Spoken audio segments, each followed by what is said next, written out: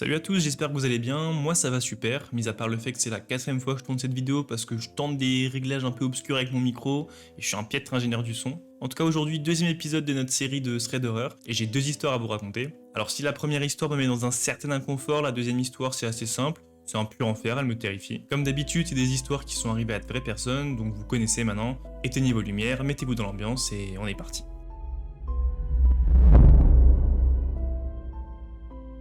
Pour cette première histoire, on va suivre Manon. Manon, c'est une fille qui habite dans l'Europe du Nord, et elle explique qu'elle veut pas donner plus de détails que ça sur sa localisation pour pas qu'on puisse la reconnaître. Cette histoire, elle se déroule en octobre 2023, donc c'est assez récent. À l'époque, Manon, elle a un job à temps partiel dans un centre de recherche. Ce centre de recherche, il se situe dans une grande ville, pas en plein centre, mais plutôt dans une zone industrielle qui se situe à peu près 30 minutes de bus de chez elle. En gros, elle explique que les seules personnes qu'on croise là-bas, c'est des gens qui travaillent dans la zone et il n'y a pas vraiment d'autres personnes. Manon, elle a trois types d'horaires. En matinée, en soirée ou bien de nuit. Elle fait principalement des nuits parce que ses collègues ils veulent pas vraiment en faire, mais elle explique qu'elle aime bien vivre la nuit donc ça la dérange pas plus que ça. Un jeudi de ce mois d'octobre, elle se rend à son travail en horaire de nuit. Cette nuit-là, ils sont trois à travailler. Manon explique qu'ils travaillent pas ensemble, ils ont chacun leur propre département, ils font des choses différentes et ils sont tous assez loin les uns des autres. Manon travaille dans le département de chimie. Elle fait des analyses sur de l'eau, donc en gros, c'est pas un travail qui est en relation avec des clients, globalement t'es dans ton coin et personne ne vient t'embêter. Manon explique que la nuit, il n'y a pas de vigile, mais qu'elle se sent pas particulièrement en danger. Premièrement parce que les portes sont toutes verrouillées, que ce soit les portes extérieures ou intérieures, et qu'il faut un badge pour les ouvrir. Donc même si quelqu'un par miracle arrivait à s'introduire dans le bâtiment, il faudrait qu'il arrive à ouvrir toutes les portes à l'intérieur pour atteindre Manon. Et puis deuxièmement, depuis qu'elle est là, ils ont jamais eu la visite d'aucune personne qui devrait pas être là. Ça fait maintenant 3 heures que Manon travaille, il est 1h du matin, et elle décide de prendre ses 20 minutes de pause. Les autres ont déjà pris leur pause plus tôt, donc elle se retrouve seule en salle de pause. C'est un genre de grande pièce avec une cuisine, des tables, des chaises, et elle explique que globalement elle aime pas trop se retrouver seule à 1h du matin là-bas, surtout quand le bâtiment est quasi vide et qu'il fait nuit dehors. Au bout de 5 minutes de pause, elle décide de sortir fumer une cigarette. Elle prend sa veste, son badge, et elle sort. Dehors, Manon explique qu'ils ont un genre de zone fumeur qui se situe à 1 minute à pied de la porte. Elle dit qu'être seule dehors dans la nuit, ça la rassure pas des masses, mais bon, il s'est jamais rien passé, elle vit dans un pays assez sécure, donc elle dit que ça va bien se passer, et puis elle explique qu'elle avait vraiment besoin de cette cigarette. Dans cette zone fumeur, il y a une petite chaise en plastique blanche, donc elle se pose dedans et elle fume sa cigarette. Depuis sa chaise, elle a une vue directe sur l'entrée et il y a une lumière qui éclaire juste devant les portes. Manon dit que comme on est dans une zone industrielle la nuit, il n'y a pas vraiment grand chose de bien passionnant à regarder, donc quand elle fume, elle fixe juste l'entrée. Et là d'un coup Manon, elle voit un homme qui marche en direction de la porte. C'est un homme avec un long blouson, un chapeau et une mallette. Manon l'a jamais vu cet homme avant, que ce soit au travail ou de n'importe quel autre endroit de sa vie. L'homme arrive devant la porte et il bouge plus. Pour l'instant rien de bien grave, juste un mec un peu chelou devant la porte d'entrée. Et Manon elle arrive même pas à décrire avec des mots à quel point elle a peur à ce moment-là, parce qu'elle vient de réaliser qu'elle va devoir passer devant ce mec pour retourner travailler. Pour l'instant l'homme il sait pas que Manon est là, il l'a pas encore vu. Mais Manon, elle commence à se poser des questions. Et s'il me fait quelque chose quand j'essaye de rentrer? S'il essaye de rentrer en même temps que moi? Est-ce qu'il veut rentrer? Et surtout, qui est ce mec et qu'est-ce qu'il veut? Malheureusement pour elle, c'est la seule entrée. Elle a pas le choix, donc elle y va. Et elle se dit qu'elle va juste l'ignorer. Mais bordel, qu'est-ce que fait un mec devant le bâtiment à 1h du matin? Il veut forcément quelque chose. Mais Manon, elle explique qu'elle est même pas sûre de vouloir savoir. Elle, tout ce qu'elle veut, c'est juste rentrer. Elle commence donc à marcher dans le parking qui sépare le coin fumeur de la porte. À chaque pas, elle sent son cœur battre de plus en plus vite et elle a de plus en plus peur. En fait, Manon explique que dire aux gens de partir parce que l'entreprise est fermée, ça fait partie de son job. Mais d'habitude, c'est plutôt aux alentours de 18h qu'elle fait ça, pas à 1h du matin. Finalement, elle se ravise, elle a trop peur, et elle décide d'appeler une de ses collègues pour qu'elle vienne et qu'elle puisse se retrouver à la porte à ce moment-là. Elle se cache donc derrière une voiture et appelle sa collègue. De là où elle est cachée, à travers la fenêtre de la voiture, elle a toujours un visuel sur la porte et sur l'homme.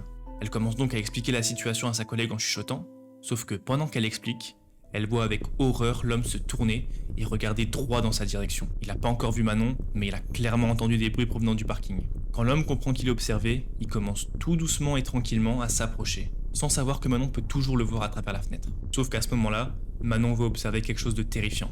L'homme n'avance pas en marchant. Il se met à 4 pattes et avance en rampant vers la voiture. Manon a tellement peur qu'elle est tétanisée. Elle arrive même pas à crier et dans la panique son téléphone lui tombe des mains. Les collègues de Manon ouvrent la porte et lui hurlent de venir en courant. Pas besoin de lui dire 2 fois, Manon court tellement vite jusqu'à l'entrée que l'homme n'a pas eu le temps de réagir. Il verrouille la porte et à la seconde où la porte se verrouille, l'homme se redresse et s'en va en marchant dans l'obscurité. Alors ils ont bien évidemment appelé la police, mais ils n'ont retrouvé personne et plus personne n'a jamais revu cet homme. À ce jour, Manon sait toujours pas ce qui se serait passé si l'homme l'avait attrapé et depuis ce jour-là, elle ne l'a plus jamais revu. Pour cette deuxième histoire, on va suivre Hélène. Vous allez voir, c'est juste un enfer. Hélène, c'est une jeune femme de 22 ans qui adore jouer à des jeux vidéo et plus particulièrement des MMO un peu ghetto, un peu obscurs. Elle adore passer du temps en ligne et discuter avec les gens qu'elle rencontre. Notre histoire commence donc sur un forum sur lequel Hélène peut discuter à propos d'un jeu qui s'appelle Meridian 59. Et à un moment, une personne du nom de Yolfollow rejoint la conversation. Le type est plutôt sympa et il explique à Hélène qu'ils ont déjà joué ensemble à Project Gorgon, un autre MMORPG, et qu'il était agréablement surpris de la retrouver ici. Hélène, ça lui dit rien, mais elle explique qu'elle a joué avec tellement de personnes différentes à ce jeu qu'elle se souvient pas forcément des pseudos de tout le monde. Quoi qu'il en soit, Hélène apprécie discuter avec lui et elle lui donne son pseudo Discord. Yolfollow dit donc à Hélène de l'ajouter pour qu'ils puissent jouer ensemble une prochaine fois, puis se déconnecte. Le lendemain matin, Hélène voit une notification de demande d'amis sur Discord, et c'est le même pseudo que la personne avec qui elle a discuté la veille sur le forum. Elle l'ajoute donc et il engage la conversation. Hey, hello, et il commence à discuter. Après 15 minutes de banalité, Hélène lui demande d'où vient son pseudo. La personne voit le message mais ne répond pas. Au bout d'une minute, il finit par écrire que c'est un anagramme pour quelque chose de plus fun. Hélène trouve ça un peu bizarre, donc elle décide de pas plus le questionner, et elle lui dit juste qu'elle va faire un truc sans lui donner plus de détails que ça. Son interlocuteur a pas l'air particulièrement content et répond juste « cool ». Hélène, elle trouve vraiment qu'il a un comportement bizarre, mais bon, elle hausse les épaules et passe à autre chose. Elle lance donc son nouveau MMO du moment et se met à jouer. Après 3 heures de jeu, Hélène regarde dans le chat et voit une ligne qui lui donne des frissons. Une ligne du chat informe que Yolfollow a rejoint le jeu. Aucun doute possible. Il n'y a pas 2 personnes qui s'appellent comme ça, c'est forcément lui. Hélène tente de se calmer et se dit que c'est peut-être juste une coïncidence. Mais rapidement, Yolfollow écrit « Hey Hélène ». Hélène, elle comprend tout de suite qu'elle a affaire à un stalker, et elle le bloque sur Discord et dans Steam. Elle se met aussi immédiatement en privé sur tous ses réseaux. Elle avait entendu suffisamment d'histoires autour de Stalker pour savoir qu'il fallait prendre rapidement des mesures pour s'en protéger. Elle se sent donc maintenant rassurée et en sécurité à nouveau. Sauf que malheureusement, même pas 5 minutes après qu'elle l'ait bloqué, Hélène reçoit un email d'une personne nommée Redacted, qui ne contient que 6 mots. Tu as fait une grave erreur. Hélène dit qu'à ce moment-là, son sang se glace. Elle comprend même pas comment elle a pu retrouver son mail puisqu'elle utilise des faux mails quand elle s'inscrit sur les jeux. Elle sait pas quoi faire, et aucune des histoires de Stalker qu'elle a entendues l'avait préparée pour ce genre de cas. Hélène lui répond donc et lui explique qu'elle l'a bloqué pour une bonne raison, qu'il l'effrayait sérieusement, et que la prochaine fois elle appellerait la police. Ensuite, Hélène décide de créer une nouvelle adresse email et de supprimer l'ancienne. Pendant plusieurs jours, rien ne se passe. Il semble que le Stalker ait perdu sa trace, tant mieux. Jusqu'à ce jour où Hélène rentre de l'université, allume son ordinateur et voit qu'elle a reçu un nouvel email. Un nouvel email sur sa nouvelle adresse. Quand elle voit que l'expéditeur est redacted, elle est immédiatement prise de nausée. Elle ouvre le mail et voici ce qu'elle dit. Dans les ténèbres, je me tapis. Une danse éternelle avec tes peurs. Pas d'échappatoire, pas de sanctuaire, mon obsession, un spectre implacable entend chacun de tes pas. Je t'aime tellement, mon amour de toujours, ma colombe qui ne veut que moi. Je me languis de toi. Mais tu vas le regretter. Tu vas regretter de m'avoir fait pleurer. Je t'aime, I follow you. Le pseudo Yolfollow était en fait l'anagramme de I follow you. Littéralement, je te suis. À la lecture de ce mail, Hélène panique et se rend au poste de police le plus proche. Elle leur montre le mail et leur demande de l'aide. Malheureusement pour elle, les policiers expliquent qu'ils peuvent pas faire grand chose à part prendre une plainte. Ils lui conseillent quand même de changer d'adresse email à nouveau et d'essayer de rester autant en sécurité que possible. Quand elle rentre, Hélène s'effondre. Elle a rien demandé à personne et pourtant, elle se retrouve terrorisée par un inconnu qui la menace de lui faire du mal. Toujours en pleurs, Hélène décide d'appeler son père qui est en voyage d'affaires. Elle explique qu'elle veut entendre sa voix pour se sentir mieux. Au début, il décroche pas, mais Hélène insiste et quelqu'un décroche enfin le téléphone. Hélène n'en peut plus et raconte directement toute l'histoire. Hélène finit son histoire, mais personne ne dit rien. Pas de bruit. Plus personne ne parle. Et Hélène finit par entendre le bruit de quelqu'un qui respire fort à l'autre bout du fil. Hélène se remet immédiatement à pleurer et demande « Papa ?» Et là, subitement, la personne raccroche. Hélène est sous le choc. Elle regarde son téléphone pendant plusieurs minutes sans savoir quoi faire. Elle voulait retourner au poste de police, mais rien à faire. Elle n'arrive plus à bouger. Au moment où elle recommence à pouvoir bouger, le courant dans sa maison est coupé. Son cœur s'arrête. Elle prend son téléphone et allume la lampe torche. Est-ce que c'est lui ? Est-ce qu'il m'a retrouvé ? Est-ce que c'est lui qui a coupé l'électricité et maintenant il veut me tuer ? Jamais dans sa vie, Hélène n'avait eu aussi peur qu'à ce moment-là. Elle retourne immédiatement dans sa chambre et décide de rationaliser la situation. Peut-être qu'il y a juste une coupure de courant et que toute la rue est touchée. Comment un stalker aurait pu trouver un moyen de couper l'électricité chez moi ? Comment aurait-il même pu trouver mon adresse alors que je l'ai jamais dit à qui que ce soit sur internet ? Sauf que... Hélène vient d'entendre un bruit de verre au rez-de-chaussée. Maintenant, elle a peur pour sa vie. Quelqu'un vient de casser une fenêtre. Elle ouvre vite son placard et retire la grille qui se trouvait en bas du mur.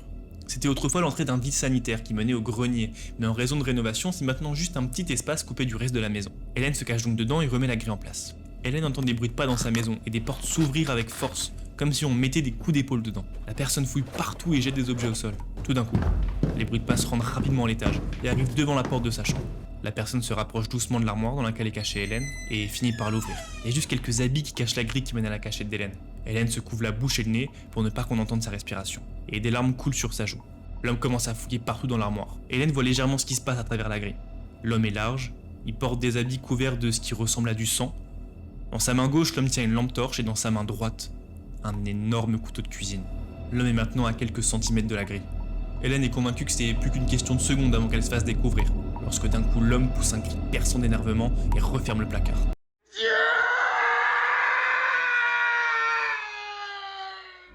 Il commence à crier dans la maison « Je t'aime, laisse-moi prendre soin de toi. Ma colombe !» Ça lui prendra 4 longues heures pour qu'il se calme et abandonne enfin. Hélène l'entend ouvrir la porte d'entrée et partir. À ce moment-là, Hélène fond en larmes, choquée de ce qui vient de se passer. Elle explique que ça lui a pris pas mal de temps pour se calmer, mais qu'elle finit par appeler la police. La personne qu'elle a au téléphone la rassure et lui dit qu'une patrouille devrait arriver rapidement. Elle lui dit de quand même rester cachée où elle est, jusqu'à ce qu'elle entende les sirènes dehors. Finalement, Hélène entend des sirènes devant sa maison. Elle ouvre donc la grille et sort de l'armoire. Elle en revient pas d'être encore en vie. Sauf qu'à ce moment-là, un homme se jette sur elle. Il l'attrape par la gorge et la plaque contre le mur.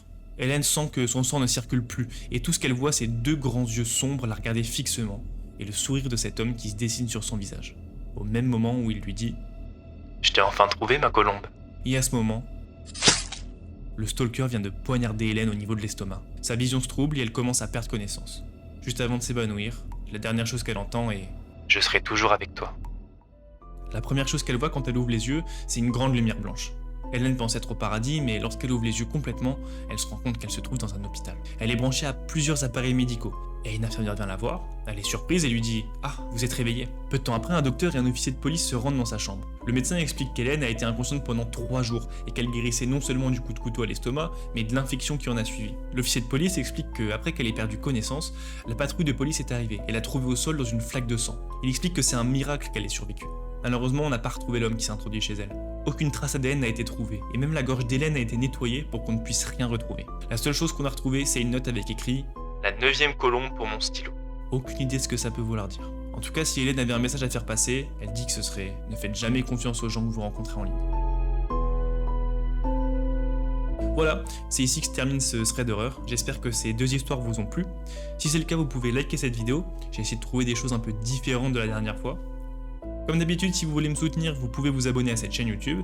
Et moi, je vous souhaite une super journée. Allez, bisous l'équipe.